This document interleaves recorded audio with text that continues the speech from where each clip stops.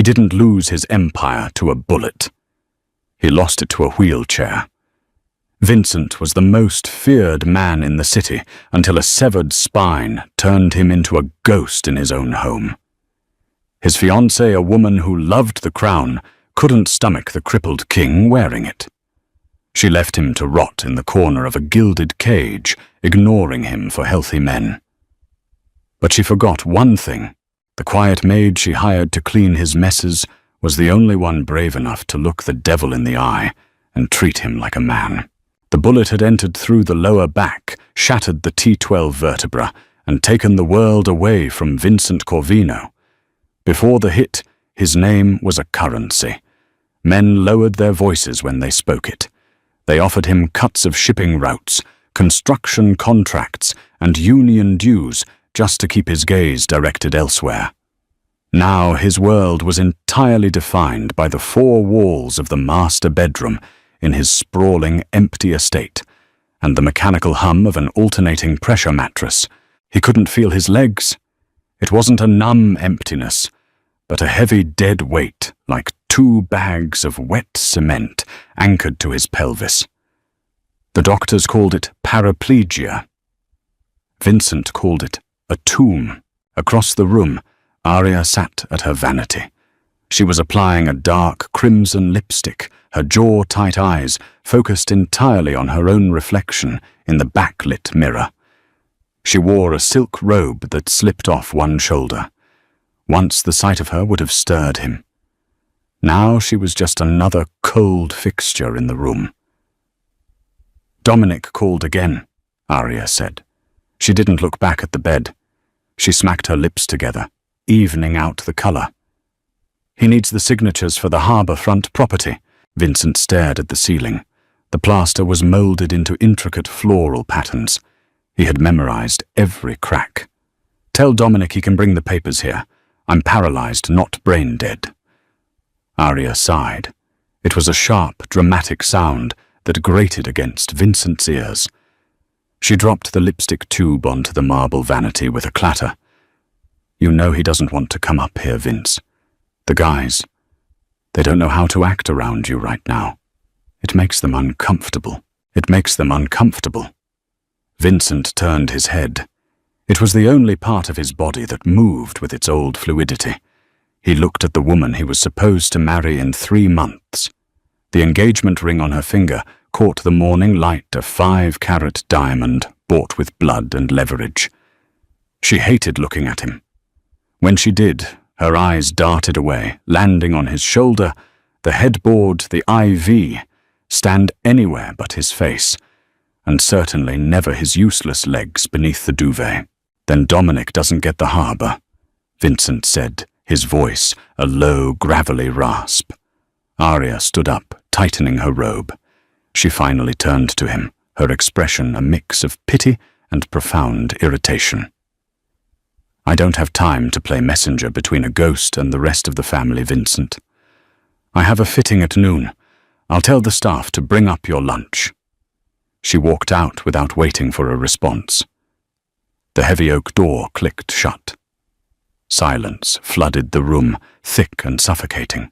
Vincent closed his eyes. The rage was still there, burning hot in his chest, but it had nowhere to go. A king without an army was just a target. A king who couldn't stand was a joke. He gripped the edge of the bedsheet with hands that could still crush a man's windpipe. His upper body was stronger than ever, overcompensating for the dead weight below. But what good was muscle if you couldn't leave the bed? 20 minutes later, the door handle turned again. Not a sharp twist, but a quiet, respectful click. A woman stepped into the room. She was carrying a tray with a basin of warm water, a stack of clean towels and his morning medications. Her name was Tessa. Tessa was not part of his world. She didn't wear designer clothes, she didn't smell of expensive cloying perfume, and she didn't look at him like he was a rotting corpse. She wore a simple dark blue uniform. Her brown hair was tied back in a messy knot, and there were dark circles under her eyes, speaking of double shifts, and a life lived on the edge of a bank account balance. She walked to the bedside table and set the tray down, "Morning, Mr. Corvino," she said. Her voice was flat, practical. Vincent didn't answer. He rarely did. He watched her. Tessa didn't seem to care about his silence. She moved with an efficiency that fascinated him. The other nurses and maids Arya had hired over the past 6 months either trembled when they approached him, terrified of his reputation, or they patronized him, speaking in high, soft voices as if the bullet had damaged his hearing and intellect. Tessa did neither. She pulled the duvet down. Vincent's jaw tightened. He hated this part. He hated the exposure. His legs were thinning, the muscle atrophy setting in, despite the physical therapy he endured 3 times a week. Tessa didn't hesitate. She didn't wince. She took his right ankle, supporting the joint with professional ease, and began to rotate it, putting the dead limb through its range of motion to prevent contractures. Her hands were warm, her grip firm. She wasn't afraid of breaking him, and she wasn't disgusted by him. "Left foot is swelling a bit," she noted, speaking more to herself than to him. "I'll elevate it after the bath." Vincent watched her face. No makeup. A small scar just above her left eyebrow, the quiet concentration in her eyes. "Why are you here?" Vincent asked. The words scraped out of his throat. Tessa paused, holding his knee. She looked up at him. "It's Tuesday. I work Tuesdays." "I mean, why do you work here?" He clarified his dark eyes, locking onto hers. "In this house. With me. The others usually quit by week 2. You've been here a month." Tessa held his gaze. She didn't flinch. "You pay $35 an hour. The agency takes 10, I keep 25. I have rent and my sister has medical bills. That's why I'm here." She went back to stretching his leg. No grand declarations of loyalty, no sycophantic praise, just raw, unvarnished truth. Vincent felt a strange foreign sensation in his chest, a crack in the ice. He looked down at her hands, strong and steady, working over muscles he could no longer feel, keeping the blood flowing in a body everyone else had already buried. 25 isn't enough," Vincent said quietly. Tessa reached for a warm, damp towel. "It's better than minimum wage, Mr. Corvino. Can you lean forward for me?" He grabbed the trapeze bar hanging over the bed and pulled his heavy torso up. Tessa washed his back, the warm cloth, soothing the tight muscles around his shoulders. For the first time in months, Vincent didn't feel like a piece of broken furniture. He felt briefly like a man. By the 3rd month of Tessa's employment, a silent routine had established itself. Arya was a ghost. She slept in the guest wing, now claiming Vincent's medical equipment was too noisy for her to get adequate rest. She spent his money with reckless abandon, hosting lavish lunches, expanding her wardrobe, and holding court with the wives of his underbosses. She was securing her position, playing the grieving but resilient fiancée. She was waiting for him to die, or at least fade into complete obscurity, so she could inherit the influence without the inconvenience of his ruined body. Tessa was the opposite. She was the gravity that kept Vincent tethered to the earth. It was a rainy Thursday afternoon. The sky outside the towering bedroom windows was the color of bruised iron. Vincent sat in his customized wheelchair, staring out at the manicured lawns turning to mud. "They're having a meeting downstairs," Vincent said. He didn't turn his head. He knew Tessa was in the room, quietly sorting his laundry. "I know," Tessa replied, folding a dark shirt. "I saw the cars pull up. 6 black SUVs. They blocked the delivery entrance." "My capos," Vincent murmured. "Dominic, Paulie, Frank. They're carving up the south side, and they didn't invite me." He gripped the armrests of his chair. The leather creaked under his massive hands. He could imagine the scene in his mahogany-paneled dining room. Cigars, bourbon, the low murmur of men negotiating territory that belonged to him.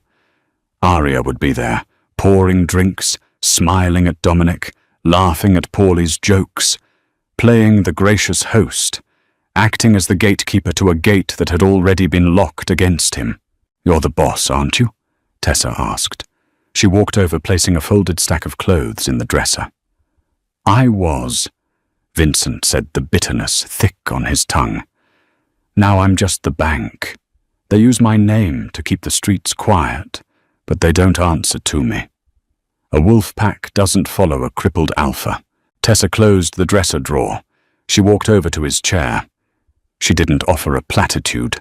She didn't tell him he was still strong or that things would get better. She dealt in reality, just like he did. "Your catheter needs emptying," she said, pulling on a pair of blue latex gloves. Vincent closed his eyes, a familiar wave of humiliation washing over him. It never went away. The indignity of not being able to control his own body, of having a woman he barely knew handle his most basic intimate functions. With the men downstairs dividing his empire, the reality of his physical dependence felt like a knife twisting in his gut. He let his head fall back against the headrest, bracing for the shame. But Tessa was quick. She was clinical, yet gentle. She knelt beside his chair, unhooking the bag strapped to his calf. She didn't make a face. She didn't rush, nor did she dawdle. "You're angry," Tessa said quietly, emptying the fluid into a basin. "I'm a lot of things," Vincent said, his voice tight. "You're letting them treat you like you're dead," Tessa stated. It wasn't an accusation. It was an observation. She wiped the valve with an alcohol pad and reattached it to his leg, securing the Velcro straps so they wouldn't chafe his skin. Vincent opened his eyes and glared at her. "What do you suggest, Tessa? Should I roll down there and run them over? Should I challenge Dominic to a fist fight? I can't feel my goddamn legs." Tessa stood up, pulling off the gloves and throwing them in the biohazard bin. She walked to the bathroom, washed her hands, and came back. She stood in front of his wheelchair, crossing her arms. "You can't feel your legs," Tessa agreed. "But your mouth works fine. Your brain works fine. You built whatever it is you have because you were smart, not just because you could walk." Vincent stared at her. Nobody spoke to him like this. Before the accident, a subordinate taking this tone would have found themselves in the trunk of a car. Now, from this tired, underpaid maid, it felt like the first breath of clean air he'd had in a year. "Arya tells them I'm too weak for visitors," Vincent said. "Arya tells them what suits Arya," Tessa countered. She leaned down slightly, bringing her face level with his. Her eyes were hazel, flecked with green, and completely devoid of fear. "She treats you like a burden, Mr. Corvino, because you let her. You stay up here in this room like a prisoner. You eat when they tell you, you sleep when they tell you. And what do you care?" Vincent shot back his chest, rising and falling heavily. "You get paid either way." "I care because I hate watching people give up," Tessa said, her voice dropping a register hardening. "My sister gave up. She stopped taking her meds, stopped doing her therapy. She let the sickness win because it was easier than fighting. I watch you sit in this chair, a man who supposedly used to run a city, and you're letting a woman who can't even look you in the eye dig your grave." She didn't wait for his reaction. She picked up the basin and walked toward the bathroom. Vincent watched her go. His heart was hammering against his ribs. It wasn't the slow, lethargic beat of a dying man. It was the frantic, aggressive rhythm of a cornered animal, realizing it still had teeth. "Tessa!" he called out. She paused at the bathroom door, looking back over her shoulder. "Get me dressed," Vincent commanded. The gravel in his voice was gone, replaced by cold steel. "The navy suit, the one tailor-made before the hit. And fetch my watch." Tessa's lips twitched upward into the ghost of a smile. "Yes, sir." The elevator hummed as it carried Vincent down to the ground floor. The house had been retrofitted with it shortly after he was discharged from the hospital, an ugly glass tube ruining the aesthetics of the grand staircase. He had used it exactly twice. He sat rigid in his wheelchair wearing the navy Brioni suit. It was a little loose around the thighs now, but the jacket fit perfectly across his broad shoulders. Tessa had spent 20 minutes making sure he looked immaculate. His hair was slicked back, his jaw cleanly shaved. He wore his Patek Philippe watch. He looked like Vincent Corvino again, save for the wheels beneath him. Tessa stood behind the chair, her hands resting lightly on the push handles. "I can push myself," Vincent said quietly as the elevator neared the ground floor. "I know," Tessa replied. "But a king doesn't push his own carriage." Vincent didn't smile, but a profound warmth settled in his chest. He reached back blindly, his large hand finding hers where it rested on the handle. He squeezed her fingers once, a silent acknowledgement. She squeezed back, grounding him. The elevator doors chimed and slid open. The low hum of conversation from the formal dining room drifted down the hallway, punctuated by the clinking of crystal glasses and raucous laughter. Vincent rolled himself forward out of the elevator, Tessa walking half a step behind him, a silent shadow. As they approached the open double doors of the dining room, the laughter grew louder. He stopped just outside the threshold. Inside, 10 men sat around his custom-built mahogany table. Dominic, his underboss, sat at the head, his seat. Dominic was smoking a cigar, his feet kicked up on the rung of a neighboring chair. Aria was leaning over him, pouring a dark amber liquid into his glass, her hand lingering on Dominic's shoulder, a second too long. "So I told the union rep you either take the deal or the concrete trucks stop rolling on Tuesday," Dominic was saying, waving his cigar. The table erupted in chuckles. Vincent pushed the wheels of his chair. He rolled into the room.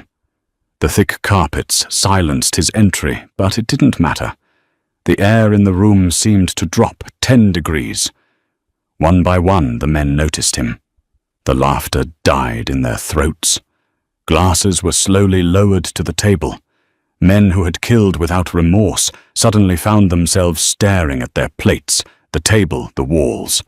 Dominic froze the cigar halfway to his mouth. Aria gasped, taking a quick step back from Dominic, nearly dropping the heavy crystal decanter. "Vincent," she stammered, her face pale. What are you doing down here? The doctor said you need rest." "The doctor isn't my boss, Aria," Vincent said. His voice wasn't loud, but it carried effortlessly, cutting through the cigar smoke and the silence. He rolled forward, directly toward the head of the table. Dominic stared at him, a flicker of panic behind his eyes, before he hurriedly scrambled to his feet. He nearly knocked his chair over in his haste to get out of the way. "Vince," Dominic said, forcing a grin that didn't reach his eyes. "We didn't expect you. Aria said you were having a bad day. I was having a quiet day, too," Vincent said, pulling his wheelchair into the space Dominic had just vacated at the head of the table. He looked around at the faces of his crew. Poorly Frank, Silvio. They were sweating. Until I heard rats in the walls. The silence was absolute. Aria stepped forward, her heels clicking nervously. "Vincent, please. You're embarrassing yourself. Let's get you back upstairs." "Tessa," she snapped, noticing the maid standing quietly near the doorway. "Take him back to his room immediately." Tessa didn't move. She kept her eyes on Vincent. "Tessa works for me, Aria," Vincent said smoothly. "Not for you." He reached for a glass of water on the table. His hand, usually steady, trembled slightly from the adrenaline and the immense physical effort of sitting unsupported in the suit. As his fingers wrapped around the heavy crystal, his grip slipped. The glass tipped, fell and shattered against the mahogany table, sending water and shards cascading onto his lap and the floor. A collective breath was drawn in the room. This was the moment, the confirmation of his weakness. Dominic's eyes flashed with a brief, ugly triumph, a cripple who couldn't even hold a glass of water. Arya let out a sound of absolute disgust. "For God's sake, Vincent, look at what you've done. You're making a mess of everything. I told you you shouldn't be down here." She looked at Dominic, rolling her eyes, in an appeal for sympathy. Vincent sat frozen. The water soaked into his expensive trousers.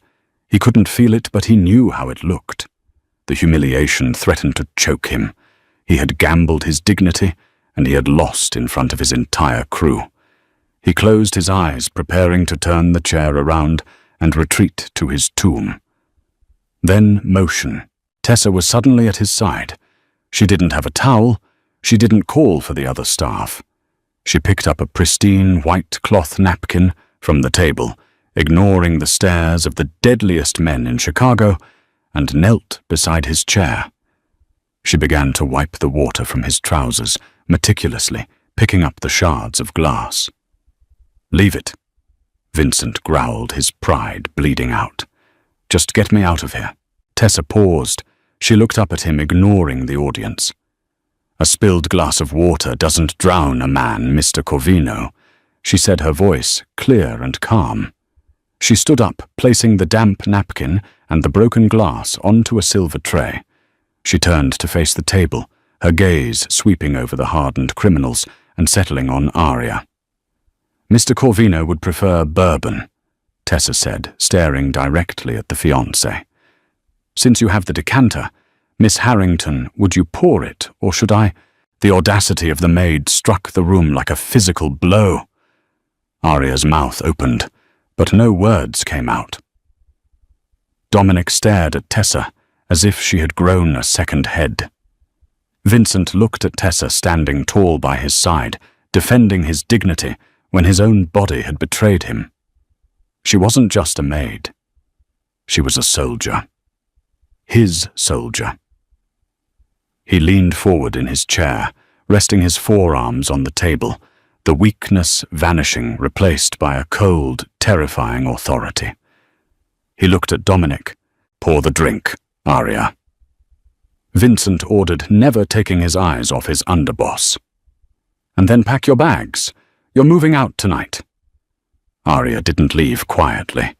The house echoed with the sound of slamming drawers and shattering perfume bottles. In the dining room, the men had filed out fast. They didn't run, because made men don't run, but their exit was a hasty, synchronized retreat. Dominic was the last to leave. He had paused at the door, trying to salvage the sudden collapse of his coup. He offered a tight, plastic smile. "Glad to see you out of bed, boss. We were just keeping the seat warm, keeping the engine running." Vincent hadn't looked at him. He just stared at the amber liquid in his glass. "The engine is mine, Dom. If I catch you behind the wheel again, I'll break your hands. Now get out of my house." Dominic's jaw had clenched, a fleeting look of pure malice crossing his features before he nodded and slipped out into the rain. Now, an hour later, the front door stood open. Two of the estate's security guards were hauling Arya's matched Louis Vuitton luggage out to a waiting town car. Vincent sat at the head of the dining table. The spilled water was gone. The broken glass was swept away. The only proof of his moment of weakness was the damp chill seeping into his trousers, a sensation he could only feel at the very top of his thighs, where the nerve damage frayed into healthy tissue. High heels clicked violently against the marble floor of the foyer. Arya stormed into the dining room, a trench coat pulled tight around her waist. Her face was flushed, her perfect makeup marred by furious, genuine tears. It was the most real emotion he had seen from her in 6 months. "You're making a mistake!" Arya spat, her voice trembling with rage. "You think you can just throw me out after everything I've sacrificed for you." Sacrificed. Vincent turned his wheelchair slightly to face her. "You drank my wine, spent my money, and auditioned my underboss for my job while I lay in a bed upstairs. The only thing you sacrificed was your dignity, Arya sneered, crossing her arms. She looked down at his legs, a cruel, practiced weapon. You need me. Look at you, Vincent. You're half a man. You think Dominic respects you. You think any of them do. They're laughing at you. Without me playing the loyal wife to smooth things over, they'll eat you alive. Let them try, Vincent said smoothly. You're pathetic, she hissed, her voice dropping to a venomous whisper. She looked past him, her eyes landing on Tessa, who stood quietly near the credenza. And you? You think you're special because you wiped up his mess. You're a maid. When he finally chokes on his own spit, you'll be out on the street with nothing. Tessa didn't blink. She didn't shrink under the wealthy woman's glare. She picked up a dry microfiber cloth and began to polish the mahogany table where the water had spilled. Drive safe, Miss Harrington, Tessa said flatly. The roads are slick. Arya let out a breathless scoff of disbelief, spun on her heel, and marched out of the house. The heavy oak front door slammed shut with a finality that rattled the crystal in the chandelier. Silence reclaimed the room, the grand, echoing quiet of a tomb. But for the first time in a year, Vincent didn't feel like a corpse. He looked over at Tessa. She was still wiping the table, her movements methodical and calm. You just made a powerful enemy, Vincent noted. His voice was a low rumble in the quiet room. Arya comes from money. Her father has judges in his pocket. I clean toilets for a living, Mr. Corvino, Tessa replied, not looking up. I'm not afraid of a woman whose biggest hardship is a chipped manicure, Vincent exhaled slowly. It was the closest thing to a laugh he'd produced since the bullet hit him. He reached for the glass of bourbon Arya had poured before she was banished. He picked it up. His hand was steady now. The tremor of exhaustion and adrenaline had passed. He took a slow sip, the alcohol burning a clean path down his throat. We need to change the locks, Vincent said. Already told the guards, Tessa said, throwing the cloth over her shoulder. They're bringing a locksmith at 8. He studied her, the dark blue scrubs, the tired eyes, the absolute lack of pretense. You stepped out of your lane tonight, Tessa. You embarrassed my underboss. You ordered my fiancée out of the house. Tessa finally looked at him. Do you want me to pack my bags too? No. Vincent set the glass down. I want you to move my office downstairs. The transition took 3 days. Vincent refused to go back to the master bedroom. That room was a symbol of his surrender. Instead, he claimed the massive wood-paneled library on the ground floor. It had floor-to-ceiling bookshelves, a fireplace large enough to stand in, and heavy velvet drapes that blocked out the Chicago skyline. Tessa coordinated the logistics. She directed the burly security guards to dismantle his hospital bed upstairs and rebuild it in the corner of the library behind a heavy leather privacy screen. She had them haul his massive oak desk out of storage and position it in the center of the room. Vincent watched her work. He sat in his chair, a laptop resting on his dead thighs, reconnecting with a world he had ignored for too long.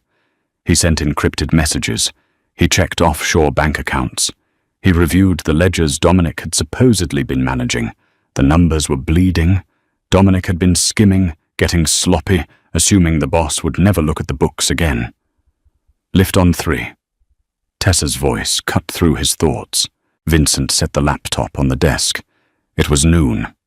Time for his pressure relief and range of motion exercises. Tessa wheeled him behind the leather screen. She locked the brakes on his chair.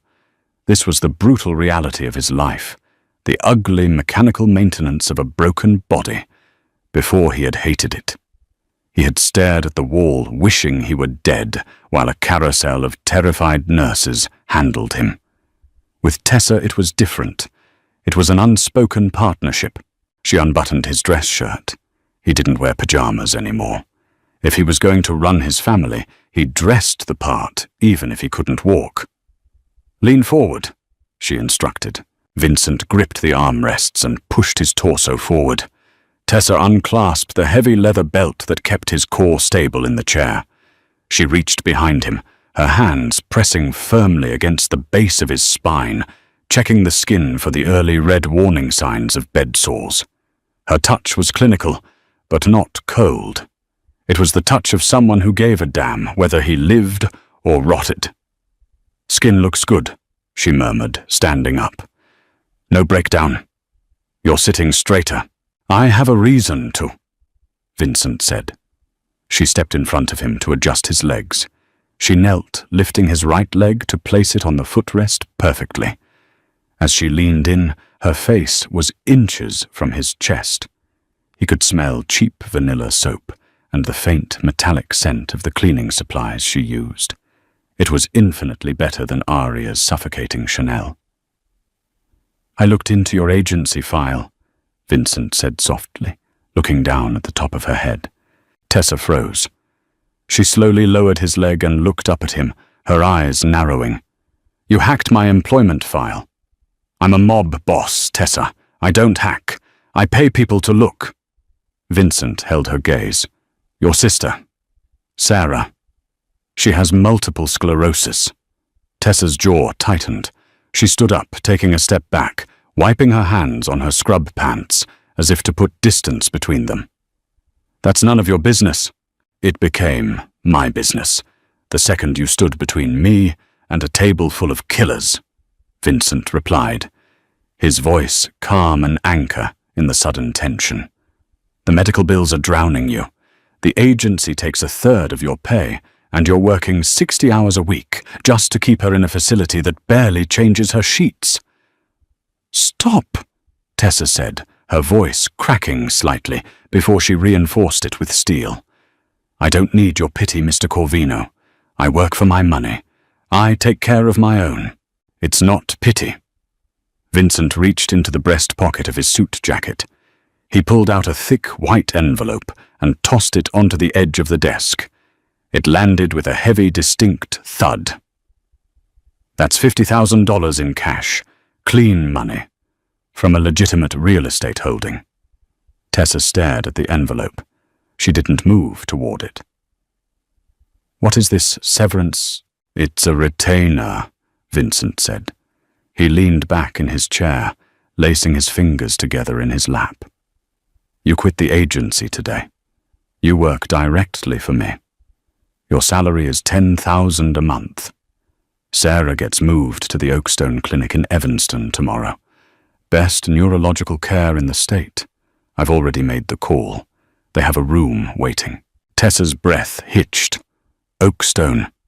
It was the gold standard, a place she had driven past, but never dared to call, because the waitlist was years long and the cost was astronomical. She looked from the envelope to Vincent. Her eyes were wide, the cynical armor she wore, slipping for just a fraction of a second, revealing the exhausted, desperate woman underneath. "Why?" she asked, her voice a whisper. "Because I need someone I can trust," Vincent said simply. "Dominic has the captains. Aria has the politicians. I have a wheelchair and a bank account. I need a right hand. Someone to manage this house, manage my care, and keep their mouth shut." Tessa stared at him. "You're buying my loyalty." "I'm securing an asset," Vincent corrected, a faint smirk touching his lips. "And I'm paying you what you're actually worth." Tessa looked at the envelope again. Slowly she reached out and picked it up. She didn't open it. She just held it, the weight of it anchoring her. She looked back at Vincent, the vulnerability gone, replaced by a fierce, terrifying resolve. "Oakstone," she confirmed. "Tomorrow morning." Vincent nodded. Tessa slipped the envelope into her pocket. "Then I guess you're my only boss now. What do we do first?" "First," Vincent said, turning his chair toward the glowing screens of his monitors, "we cut the head off a snake." Dominic was not a stupid man, but he was an impatient one. Impatience breeds sloppiness. It had been 4 days since the dinner incident. Dominic had kept his distance, offering no apologies and making no visits. Instead, he made a move. Vincent sat in the dim light of the library, staring at the flashing cursor on his secure messaging app. The message was from Leo, an old-school dock foreman who had been loyal to Vincent's father. 3 containers moving tonight. Pier 4. Dom bypassed the union. No cut for the family. Using Russian muscle. Vincent's jaw muscles feathered.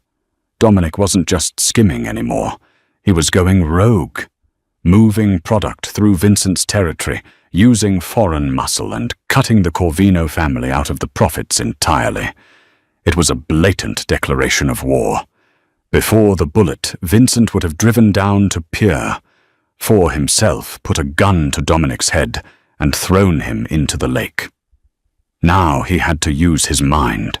He had to remind them that the brain was the deadliest organ in the body. "Tessa," Vincent called out. She emerged from the hallway carrying a tray with his evening medications and a glass of scotch. She had traded the blue scrubs for a pair of dark slacks and a tailored black button-down. She looked less like a maid and more like an executive assistant. "Set up the secure line," Vincent ordered. "Call Dominic. Tell him to come to the house."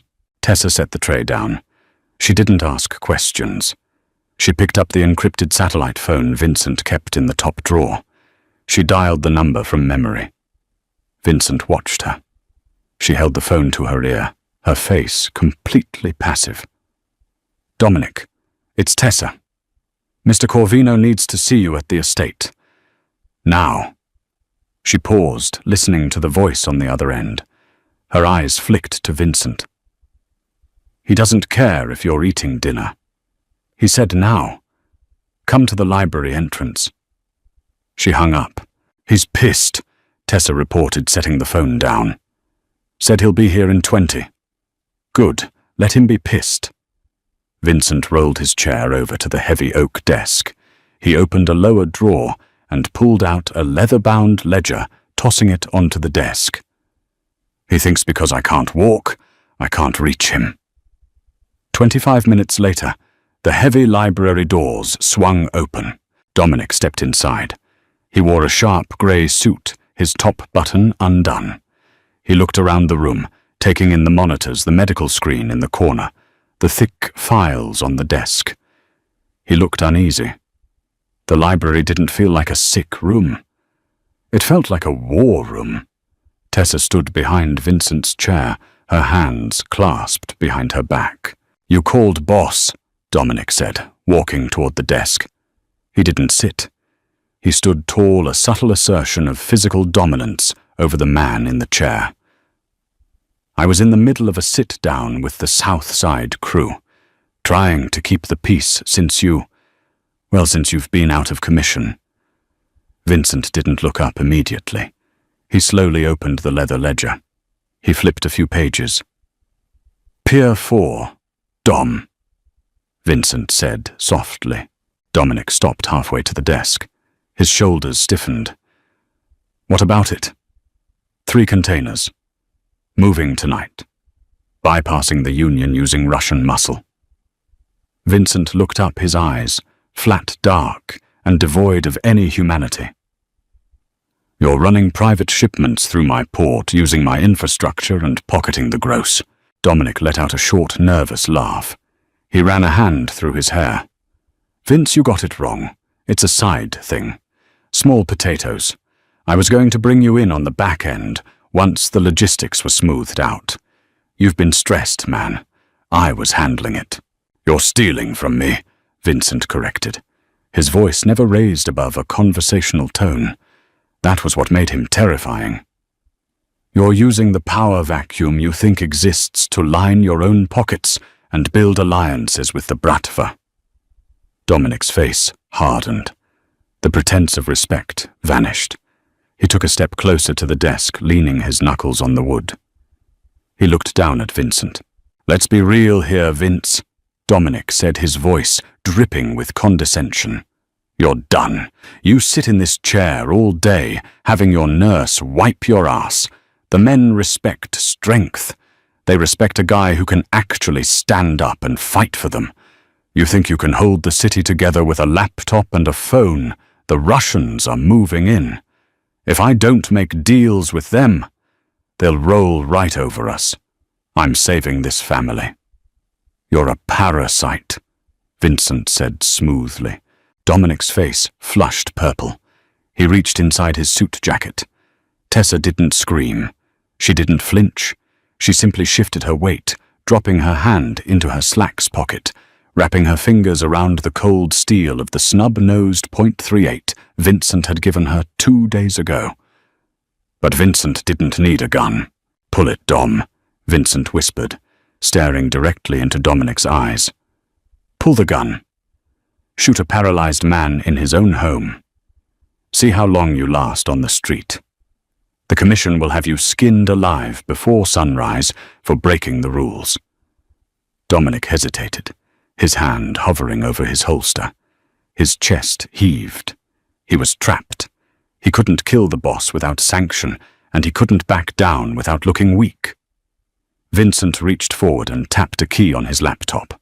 "I don't need to stand up to crush you, Dominic," Vincent said. "I just need a Wi-Fi connection." He turned the laptop monitor around so Dominic could see it. On the screen was a live feed of Pier 4. The 3 shipping containers were sitting under the halogen lights. Surrounding them were 20 heavily armed men wearing black tactical gear. But they weren't Russians. They were the Corvino family enforcers led by Paulie and Frank. Dominic's face drained of color. "What did you do?" "I made a few phone calls," Vincent said, leaning back in his wheelchair. "I told Paulie and Frank that you were selling them out to the Russians. I showed them the bank transfers you've been making to offshore accounts money you stole from their cuts. They were very disappointed in you, Dom."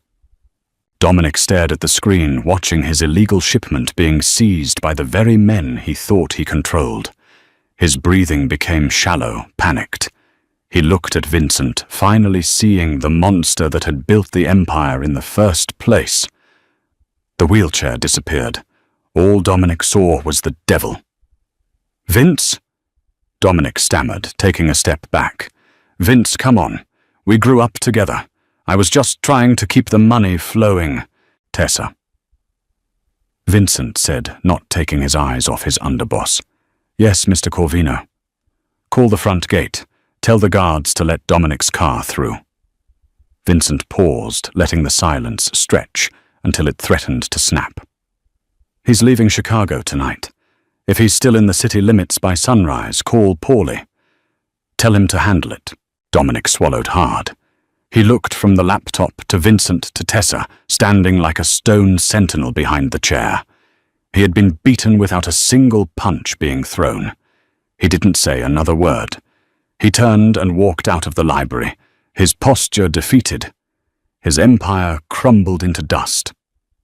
When the door clicked shut, the heavy tension in the room finally broke. Vincent exhaled, rolling his neck, trying to release the agonizing tension in his upper back. He looked at the screen, watching his men secure the harbor. He was back. He was broken, he was confined to a chair, but he was the king again. He felt a hand on his shoulder. It was a light touch, but firm. He looked up. Tessa was looking down at him. There was no fear in her eyes, only a profound, silent respect. "Your scotch is getting warm, boss," she said softly. Vincent looked at her, the corners of his mouth twitching upward in a genuine, tired smile. He reached up and placed his large hand over hers, where it rested on his shoulder. "Then pour me another one," he said. Winter hit Chicago like a hammer. The wind, coming off Lake Michigan, rattled the heavy reinforced glass of the library windows, but inside the temperature was strictly controlled. 3 months had passed since Dominic's exile. The city's underworld had held its breath, waiting for the Corvino family to tear itself apart. Instead, the family tightened its grip. Paulie and Frank, terrified by the reach of a boss who never left his house, fell in line with religious devotion. The money flowed, the streets were quiet, and Tessa was no longer just the maid. She was the gatekeeper. Men who had spent their lives breaking kneecaps and intimidating witnesses now stood nervously in the foyer, waiting for a 30-year-old woman in tailored slacks to grant them an audience. She managed Vincent's schedule, his medical routines, and his communication. But the body is not a machine, and a severed spine is not a clean break. It is a chaotic, misfiring circuit board. It happened on a Tuesday night. The house was quiet, the security detail patrolling the perimeter in the snow. Vincent was at his desk, reviewing the week's laundering receipts from a chain of South Side dry cleaners. Tessa was sitting on the leather sofa, near the fireplace, reading a hardcover novel. Without warning, Vincent's right leg shot straight out. His knee locked with a violent, sickening crack of cartilage. His foot hit the underside of the heavy oak desk hard enough to rattle the monitors. Vincent let out a sharp, breathless grunt. He grabbed the armrests of his wheelchair, his knuckles turning white. Tessa dropped her book. She crossed the room in 3 strides, dropping to her knees beside his chair. "Spasm?" she asked, her voice tight, already reaching for his locked leg. "Yeah," Vincent ground out through clenched teeth. Sweat was instantly beading on his forehead. "Bad one." He couldn't feel the pain of the impact against the desk, but he could feel the terrifying phantom pressure in his hips. His brain was sending frantic signals to muscles that refused to listen, causing them to contract with bone-breaking force. His left leg jerked, kicking out and hitting the desk again. "Move back," Tessa ordered. Vincent unlocked the brakes and pushed the chair away from the desk, giving her room. Tessa threw her weight over his thighs. She didn't treat him like fragile glass. She knew better. She wrapped her arms around his shins, pressing his violently jerking legs down toward the floor, using her entire body weight to fight the severe spasticity. "Breathe, Vince," she commanded, her face inches from his knees. 4 seconds in, 4 seconds out. Force your heart rate down. His chest heaved. He stared down at her. She was struggling, her boots slipping on the Persian rug, as his powerful, uncontrollable leg muscles fought against her hold. The indignity of it clawed at his throat. He was the most powerful man in the city, and right now he was entirely at the mercy of his own broken nervous system. "Let go." Vincent gasped, his voice thick with sudden self-loathing rage. "Just let it snap, I don't care." "Shut up," Tessa snapped back. It wasn't a request, it was an order. She shifted her grip, pressing her forearm down on his quads. "You're not giving up in this room. Not on my watch. Breathe." For 10 agonizing minutes, they fought a war in the middle of the library. Vincent fought the panic in his chest. Tessa fought the raw mechanical force of his dead limbs. Slowly, the misfiring nerves exhausted themselves. The violent jerks faded into faint tremors, and finally his legs went heavy and slack against the footrests. Tessa stayed kneeling for a long moment, breathing hard.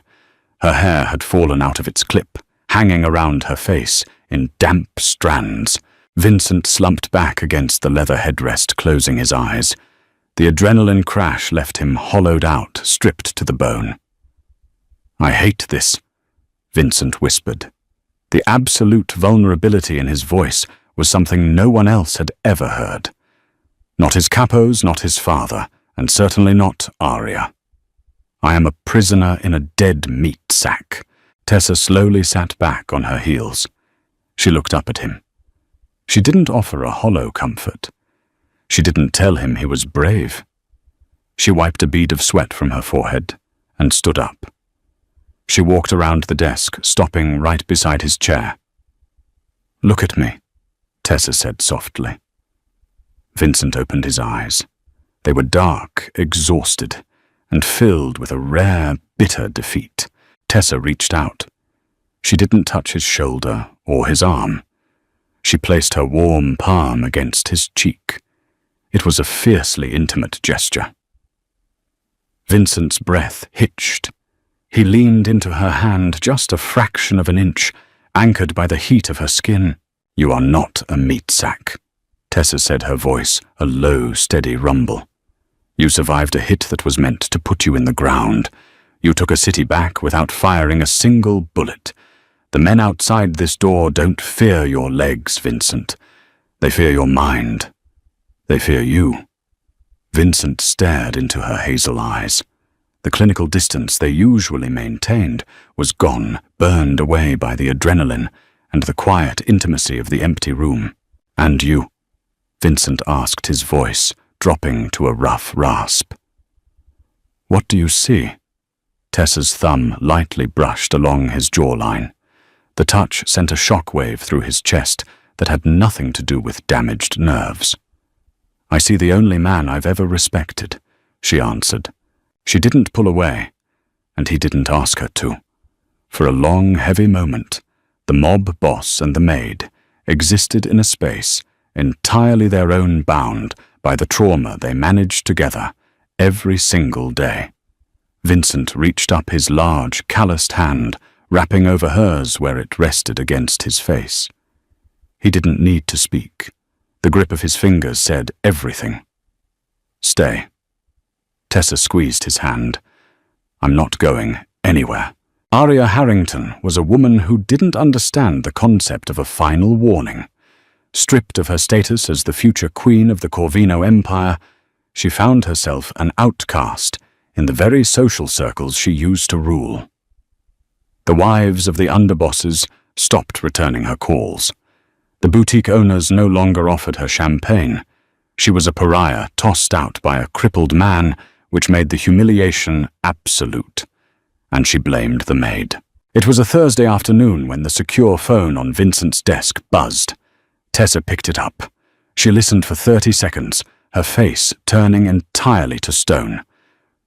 "Understood, Dr. Aris. I'll handle it," Tessa said, and hung up. Vincent looked up from his laptop. "Trouble at the clinic." Tessa stood perfectly still, her hands resting flat on the mahogany desk. "Aria is at Oakstone. She brought her father. Arthur Harrington is threatening to pull his foundation's funding from the clinic if my sister isn't discharged by sundown." Vincent's eyes darkened. A lethal, quiet calm settled over him. "She went after Sarah. She thinks I'm the reason she lost her crown," Tessa said, her voice devoid of panic, but laced with a cold, terrifying anger. "She thinks if she squeezes my family, I'll break. I'll leave you, or I'll betray you." Vincent reached into his desk drawer. "Arthur Harrington is a federal judge. He thinks his gavel makes him bulletproof." He pulled out a thick, black flash drive and tossed it onto the center of the desk. "He likes to play poker in private rooms above the gold exchange. He likes to lose. He owes $3 million to a loan shark operating out of Cicero. A shark who happens to kick up to me." Tessa looked at the flash drive. "Everything is on there," Vincent continued softly. "The wire transfers the photos of Harrington meeting with the bookies, the audio files of him promising lenient sentencing in exchange for debt forgiveness. It's enough to put him in federal prison for 20 years and bankrupt the entire Harrington family." Vincent looked at Tessa. He didn't offer to send Paulie. He didn't offer to make a phone call. He offered her the weapon. "Do you want me to handle it?" Vincent asked. Tessa picked up the flash drive. The plastic felt warm in her hand. She looked at the man in the wheelchair. He was trusting her with the nuclear option. "No," Tessa said. "I'll take the armored SUV. Tell Paulie to drive me." 30 minutes later, the black Cadillac Escalade pulled up to the glass-fronted entrance of the Oakstone Clinic in Evanston. The snow was falling hard now, accumulating on the sidewalks. Inside the sleek modern lobby, Aria was standing near the reception desk, wearing a white mink coat, her arms crossed. Next to her stood her father, Judge Arthur Harrington, an imposing man with silver hair and a permanent scowl. The hospital administrator looked panicked, trapped between a powerful donor and medical ethics. Tessa walked through the automatic sliding doors. She wasn't wearing scrubs. She wore a black wool peacoat over her slacks, her boots clicking sharply against the tile. Paulie, an absolute mountain of a man with a broken nose and cold eyes, walked 2 paces behind her. Arya saw her and smiled.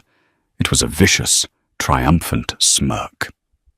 "Well," Arya said loudly, drawing the attention of the waiting room. "The maid finally shows up. Did you bring your mop, Tessa? They're about to have a room to clean out." Tessa ignored her. She walked straight up to Judge Harrington. She didn't look up at him. She made him look down at her. "Judge Harrington," Tessa said flatly. "I don't speak to the help," the judge sneered, glancing at the administrator. "Have security remove this woman and process the discharge papers for Sarah Rossi immediately." Tessa reached into her coat pocket. She pulled out the black flash drive and held it up between her index and middle fingers. $3 million is a lot of money to lose on a pair of 8s, Arthur," Tessa said. The judge froze. The color instantly drained from his face, leaving him looking sickly and grey under the fluorescent lights. Arya frowned, looking between her father and the maid. "What is she talking about, Dad?" Tessa didn't look at Arya. She kept her eyes locked on the judge. "Cicero is a rough neighborhood for a man of your standing, especially when you start trading federal sentences to clear your markers with Tommy the Rat Valenti." Arthur Harrington's mouth opened, but no sound came out. His hands began to tremble. "You have a choice," Tessa said, her voice dropping to a conversational murmur that only the judge, Arya, and Paulie could hear. "You can walk out of this lobby right now, go back to your mansion, and forget the name Sarah Rossi. You will never set foot in this clinic again. You will never say the name Vincent Corvino again. If I even sense you breathing in our direction." Tessa stepped half an inch closer, the absolute authority of the Mafia backing her every word. "This drive goes to the FBI, the Chicago Tribune, and the Judicial Ethics Board, and while you're sitting in a concrete cell, the men you owe that money to will come looking for your daughter to settle the debt." Arya finally understood. The blood rushed from her face. "Dad, what is she saying? Have her arrested." "Shut up, Arya," the judge hissed, his voice cracking. He stared at Tessa, swallowing hard. He saw the cold, dead eyes of the enforcer standing behind her, and he saw the absolute lack of bluff in Tessa's face. He was beaten, completely and utterly destroyed. "We're leaving," Arthur Harrington said thickly. He grabbed his daughter's arm, his fingers digging into the expensive mink coat. "Dad, you can't be serious. You're letting a maid talk to you like this," Arya screeched, fighting his grip. "She's not a maid, you stupid girl," the judge snarled in terrified realization. "Walk." Tessa stood in the center of the lobby, watching as the judge practically dragged his screaming daughter out the sliding glass doors and into the freezing snow. The hospital administrator let out a shaky breath, wiping his forehead with a handkerchief. "Miss Rossi, I apologize for the disturbance. Your sister's room is secure. Make sure she gets her physical therapy at 2 o'clock, Tessa said calmly. She slipped the flash drive back into her pocket, turned around, and walked out to the waiting SUV. The fire was roaring in the massive stone hearth of the library when Tessa returned. The snowstorm had escalated into a blizzard, blanketing the estate in a thick, insulating white. Vincent was sitting near the fire, a glass of bourbon in his hand. He wasn't at his desk. He was just a man watching the flames. Tessa took off her coat, shaking the snow from the wool, and hung it on the rack near the door. She walked over to the leather sofa opposite his chair and sat down with a heavy, exhausted sigh. She kicked off her boots. "Harrington?" Vincent asked, not looking away from the fire. Neutralized, Tessa replied. He won't be a problem again. Neither will she. Did you give him the drive? No. Tessa pulled the piece of black plastic from her pocket and tossed it onto the coffee table between them. I keep my leverage. That's what you taught me. Vincent finally turned his head. A slow, genuine smile spread across his face. It changed his entire demeanor, softening the harsh angles of his jaw, erasing the cynical mob boss, and leaving only the man underneath. You're learning, he murmured. I had a good teacher. The room fell quiet. It wasn't the heavy, suffocating silence that used to dominate the house when Arya was there. It was a comfortable, earned silence. The silence of two people who had fought a war together and won. Vincent set his glass down on the side table.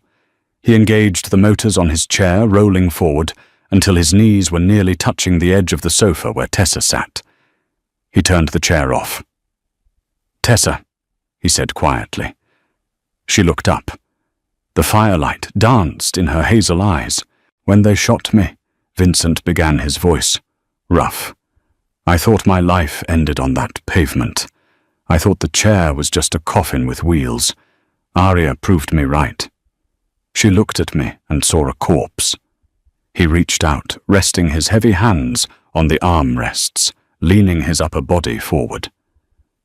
You walked into this room, looked at the exact same broken body, and saw a king. Tessa held his gaze. She didn't move away. A crown isn't carried in your legs, Vincent. It's carried in your chest. I am a paralyzed man. Vincent stated, laying the brutal truth bare between them. He needed her to understand the permanence of it. I will never walk you down a street. I will never stand up to pull out your chair.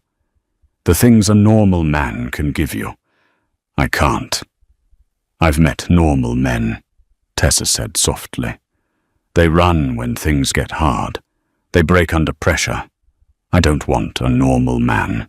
She shifted forward on the sofa. She reached out and placed her hands over his where they gripped the armrests. Her touch was fire against his skin.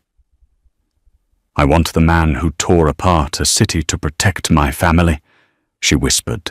Vincent let out a shaky breath. He unclasped his hands, sliding his arms around her waist, pulling her forward. Tessa moved seamlessly, sliding off the edge of the sofa and kneeling on the rug between his ruined legs. She rested her hands on his broad shoulders, leaning up. Vincent buried his hands in her hair, pulling her face to his. The kiss wasn't gentle. It was desperate, fierce, and entirely grounded in the ugly, beautiful reality of their lives. It was the taste of bourbon and the smell of wood smoke. It was the desperate culmination of months of suppressed tension, of shared battles, of a man finding his soul again in the hands of the woman who refused to let him die. Vincent pulled her closer, his massive chest heaving against hers, his heart hammering a frantic, living rhythm against his ribs. He felt whole. For the first time since the bullet tore through his spine, he felt entirely, completely whole. A week later, the dining room was full again. The capos sat around the mahogany table. The air was thick with cigar smoke and the low hum of business. The winter sun streamed through the windows, cutting across the crystal glasses. Vincent sat at the head of the table in his wheelchair. He wore a charcoal suit, his posture immaculate, his eyes sharp. He was commanding the room with effortless authority, outlining the new shipping routes and laying down the law for the Cicero expansion. "And if the Russians push back?" Paulie asked, tapping an ash into his tray. "They won't," Vincent said smoothly. "Because they know if they touch one of our trucks, I will burn their port to the waterline." The men nodded in unison. There was no hesitation, no sideways glances. The king was firmly on his throne. The heavy oak doors opened. Tessa walked in. She wore a sleek, dark, burgundy dress that fell perfectly to her knees, her hair styled loose over her shoulders. She carried a leather portfolio. The capos stopped talking immediately. To a man, they sat up straighter. They didn't look at her with the leering disrespect they reserved for Mafia wives. They looked at her with the cautious, profound respect reserved for an equal. They knew who held the keys to the kingdom. Tessa didn't walk behind Vincent's wheelchair. She didn't stand in the corner like a shadow. She walked directly to the right side of the table, pulling out the heavy mahogany chair positioned immediately next to Vincent. She sat down, placing the portfolio on the table, and crossed her legs. Vincent looked at her, the ghost of a smile touching his lips. He reached under the table, his hand finding hers, their fingers interlocking in the hidden space between them. "Now," Vincent said, turning his cold, commanding gaze back to his men. "Let's talk about the future. If you loved watching Vincent reclaim his empire and Tessa prove that true power comes from loyalty, smash that like button right now. Share this story with someone who loves a gritty, emotional Mafia romance where the underdog rises to the top. What was your favorite moment, Tessa? Confronting the judge or Vincent destroying Dominic without throwing a punch? Let us know in the comments below. Don't forget to subscribe and hit the notification bell so you never miss another intense audio drama.